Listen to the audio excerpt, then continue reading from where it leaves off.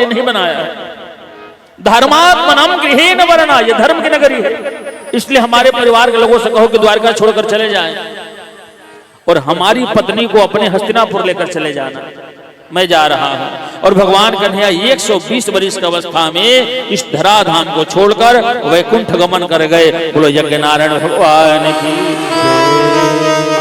श्री वृंदावन बिहारी लाल की। सबके आंखों के सामने भगवान का दिव्य ज्योति निकला और परमात्मा परमात्मा है, धाराधाम को छोड़कर चले गए। अर्जुन रोते रोते रोते रोते द्वारिका माए, द्वारिका के लोगों से बताया, सुनो छोड़ो तो द्वारिका, इस सोने की महल रहने लायक नहीं है, छोड़ोगे तो डूब जाओगे। सारे द्वारिका के लोग छोड़कर भागे वहां से। पत्नियों के पास गए, अर्जुन बोले एक काम करो, मेरे साथ बैठो, हस्तिनापुर चलो।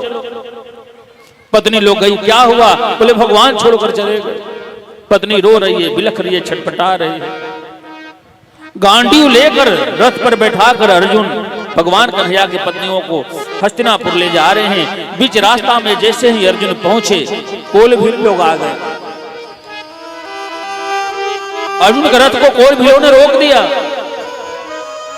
इतने बड़े महारथी हाथ में गांडीव लेकर भी भगवान के कन्हैया की पत्नियों की रक्षा नहीं किए और सारे कोल भील भगवान कन्हैया को पत्नी को लेकर फरार हो गए, चले गए। अर्जुन नहीं रक्षा कर पाए। वो कोल भी कोई और नहीं, वो स्वयं भगवान ही बनकर आए थे, कन्हैया ही बनकर आए थे और अर्जुन को बता रहे थे, अर्जुन ये मेरा बेगर तेरा गांडीव किसी काम का नहीं है।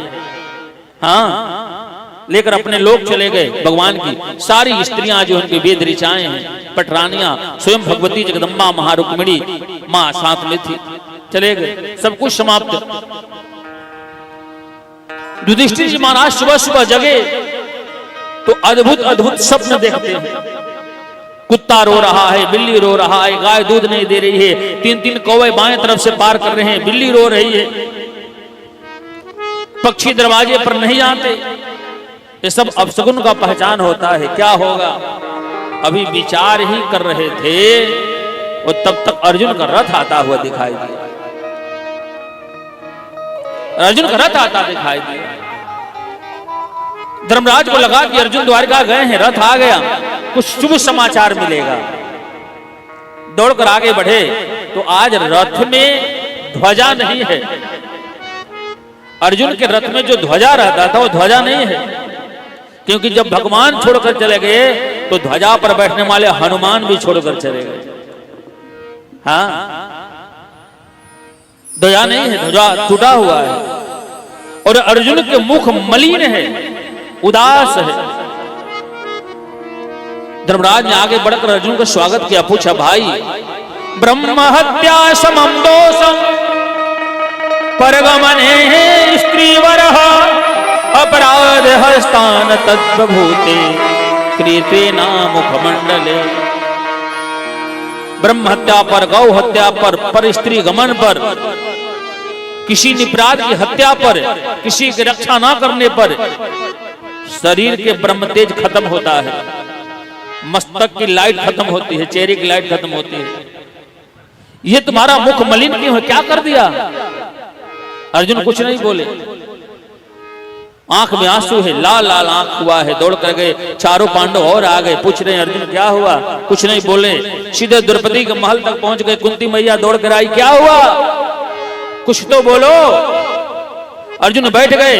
धर्मराज ने पूछा, अर्जुन रोने लगे, मुंह खुल गया, आंसू टपकने लगा, आंख से आंसू टपक रहा, रो रहे।